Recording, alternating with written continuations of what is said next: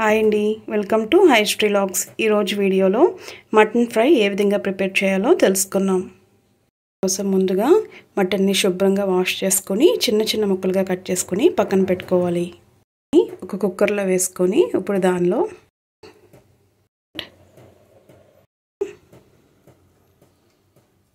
వెల్లుల్లి పేస్ట్,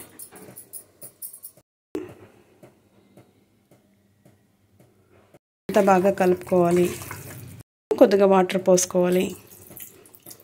కలుపుకున్న మటన్ అంతా స్టవ్ వెలిగించి కుక్కర్లో వేసుకొని దాన్ని 4-5 విజిల్స్ రానివ్వాలి. హైలో 4-5 విజిల్స్ వచ్చిన తర్వాత సిమ్లో మరొక 2 విజిల్స్ రానివ్వండి.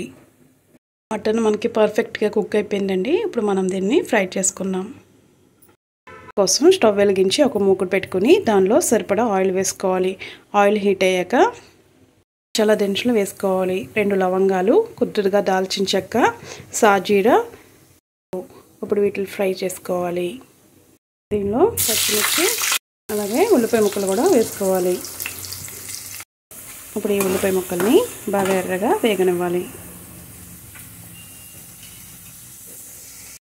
ఉల్లిపాయ ముక్కల్ని మధ్య మధ్యలో ఒకసారి కలుపుకుంటూ ఉండండి.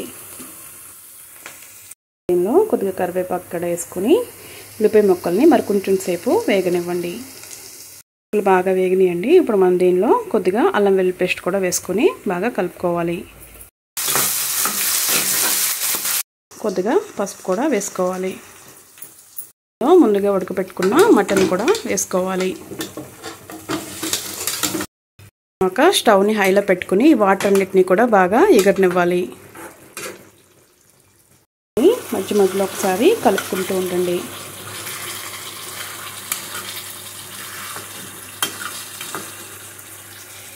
మరి కొద్దిగా కారం కూడా వేసుకోవాలి.